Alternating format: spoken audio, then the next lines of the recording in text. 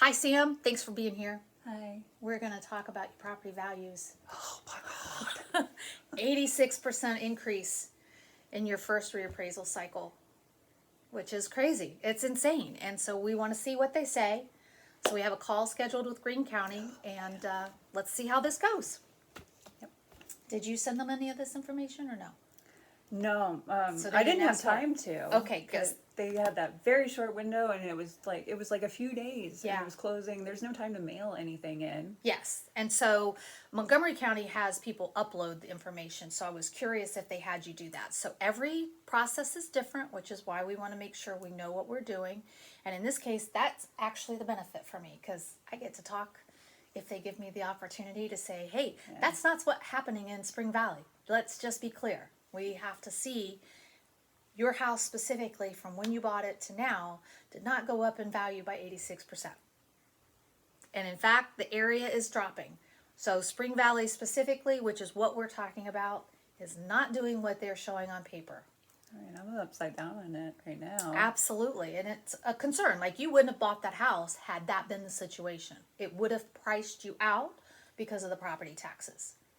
Yeah, Almost I'm doubling. on a fixed income. Yeah. So, I mean, I don't know what it's going to look like when my mortgage statement comes back with the increased property taxes, but I'm extremely Concerned. nervous. I'm nervous about it. I don't know if I'm going to be able to afford it. Absolutely. And I do not want people to buy a house that they are not able to stay in, that they're not able to build that equity, and more importantly, that they can't afford. Life is short. We don't need to be stressed about it, right? Yeah. All right, let's give them a call. It's time, right?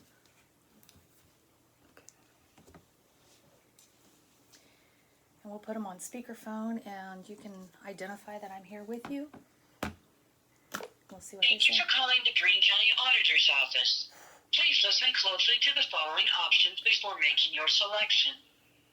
For questions regarding homestead exemption and owner occupancy, press 1. For questions regarding property taxes or payments, press 2. For questions regarding dog tags, press 3.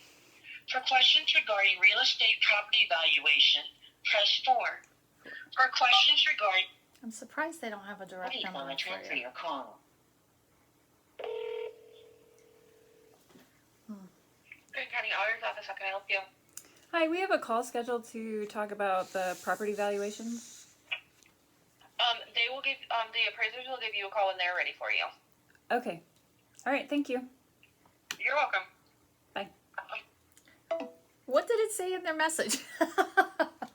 Did it tell you that? Oh, no, we're getting a call. Okay. Hello? Hello? Oh, hi, good morning. This is Lauren with the Greene County Auditor's office. Hi. I'm Samantha Schinder. I'm here with my realtor, Tammy Murphy. Okay, great. Hello. Hi. Is it a good time to discuss your property value? Yes, it is. Okay. Yeah, I see your comment here, how the value went up 86%. But then the next thing that I noticed was that you had just purchased the property in 2024, is that right? In April, yes. Okay. And I see a sales price of $235,000. Correct. Was this listed on the open market? It was not in the MLS. It was an open market purchase. It was a contractor who had the home, and they were selling it outside of any of the normal real estate ways, and we were the buyers involved. Very good. So I guess these sale prices are, kind of our best evidence of what the market value is of the properties. So when I see that $235,000 and we're still well below that, I guess how much did you think the property is worth? Well, the problem is I'm Tammy Murphy speaking. So, and I'm a real estate broker. When we look at the area, and county officials are telling us that property values are going up 20%. because of a 3-year review.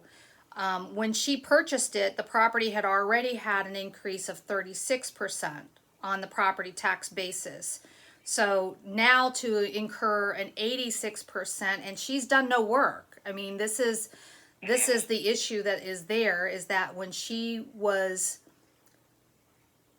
approved for the mortgage and gone through the property valuation, those taxes at that time is part of her calculations for affordability. Got it. It's a little hard to hear you. Sorry. Okay. So the difference is that, you know, she went through a loan process as a veteran using her VA benefits and all of the things that are involved here, Lauren. I just want to make people understand. In April of 2024, in 2023, you had done your last appraisal reevaluation. And so that property did an adjustment at that time. She comes in, she qualifies with the property taxes as part of that equation. And now she's looking at almost doubling that just off of this value reappraisal here in this year.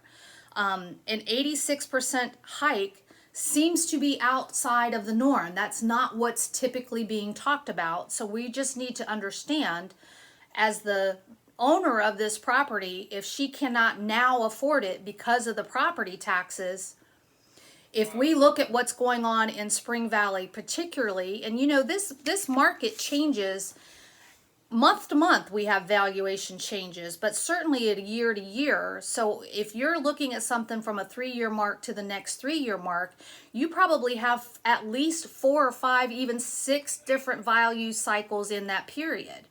And everything is downturned. So there is not stability there to say, hey, I'm going to double my money or I'm going to double my expenses, and know that that is something that's feasible. So we're just trying to figure out, what do we do here? How can we fight this, because she has not made any improvements and it is not going to be an affordable taxation she can do. Okay. Well, I'm glad that, you know, once you saw that, that number and thought that that was a bit off, that first of all, that you prompted this appointment, because that's the first step. It's automatically going to mean we review it again, and, you know, maybe you're right. I'm happy to send you the information that I have. Obviously, we do this with broker price opinions, but the data does vary, and it's a downturn market. And yes, she bought it on the high side, but it fit the needs of what she was looking at, and she qualified for the mortgage at that time with the property taxes in that equation. But for 2 years later, for those property taxes to more than almost double, that is not sustainable. Okay. Very well. So what's the process? Can I send you this information in an email, or how does that work? Yes, we've got an email address here for folks to send documents to. Okay. So when we review your case again, I'd like to see that. The email address is mindy.watts@greenecountyohio.gov. That's MINDY. Ohio is spelled out? Yes, and county is spelled out as well. Got it. I think I have Mindy's address. Yep. Yep, mindy.watts. Okay, so you are not basing this off of her purchase price, obviously, right? You're looking at the improvement value based on the reappraisal. I'm assuming a mass appraisal system is used. Uh-huh. Okay. And so again, as a realtor, I have to go into a home in order to physically know what improvements, what repairs are necessary. We look at comps in that immediate area. We don't look at it overall by a county basis, because too many things are variables that would change. So I hammer this down straight to what's going on. And just as an example, another home on that street was purchased for $160,000, and it's a completely larger home than this home. And so we have values, we have comps, and we understand how this process works. We just need to make sure that there is an avenue that somebody wants to stay in the home isn't going to lose it because of the property taxes. Very good. Okay. What is your that's why timeline? It's important that we get. That's why it's important that we get these values, accurate and fair. Okay. The timeline is that starting next week, we're going to look at all these cases a little closer, and we'll start. We'll look at the information that you've sent in as well Okay. to help us. And you should hear some correspondence from us by mid-August. I'm not sure yet if that'll be through the mail or to this email address we have. Okay, and so just so she understands, this would be taxes that would be billed in January. So that's when it would affect the mortgage. So we have this much time that if it is going to not be changed and it is going to be that type of a hit, we can accommodate and do what we might need to do. That's right. Okay. Okay, so we'll look forward to any information. Sam, you have anything you want to say? I mean, I'm a 100% disabled veteran and I'm on a fixed income and my income did not go up by 86%, so. Right. I understand that, and that's why we want to make sure we get your property value at the right number, And Lauren, that's a good question. Is she receiving the benefit for that disability? I can see here on my computer program that she's receiving the homestead exemption, so I think that's probably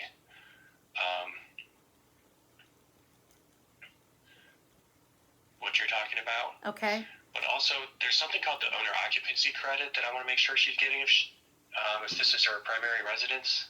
Right. But it doesn't look like, I don't see that that's listed here, so Okay. that may be something to That she reach can back apply out to the for. auditor's office about. Yeah. Okay, and then I think there's a third level that as a fully disabled veteran, that there is an additional mark on that. It's not just the homestead exemption of 25 or 2.5%. I think that there's something more, correct? Yeah, the owner occupancy credit is at 2.5%. I think the homestead is something different. So I'm not sure. This isn't my area of expertise. So I would encourage you to call back to the auditor's office, and someone else could help you with that. Okay, we can definitely do that then. Okay, super.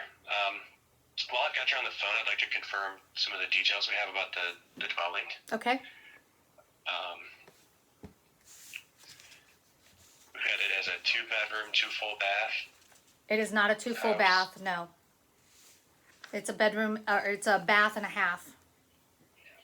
Okay, so the half bath only has 2 fixtures, maybe a toilet and a sink. Correct. Okay, very good.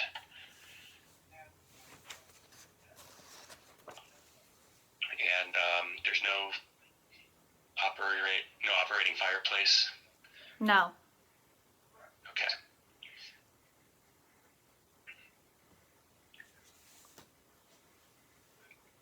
And the basement level is not finished.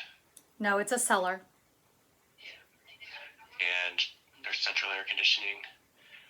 Yes, there is central air. Okay. It looks like it was the home remodeled? The prior owner had remodeled the home, yes. Mm-hmm. Okay.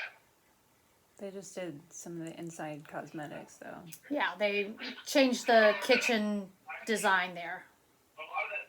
And paint. Okay, so the kitchen's been updated. What about has the bathrooms been updated?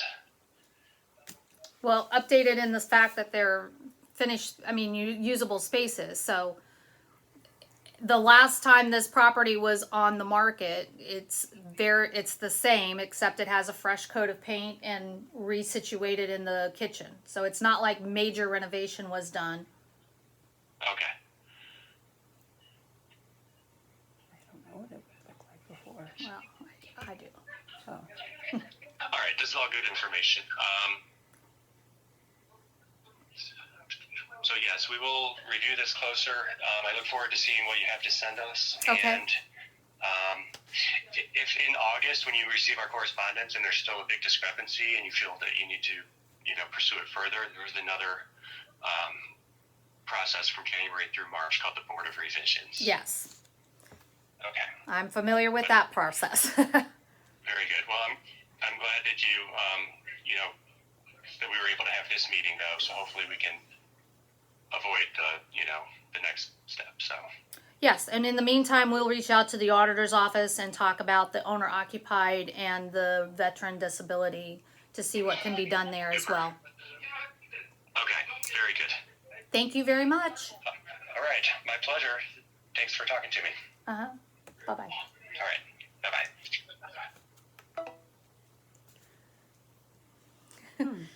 Wow. So your impression? I don't think that he really knew what he was doing. Well, he admitted this Yeah. is not his area of expertise, so why are you the person taking the information? And ultimately, they're going to take the information that we send.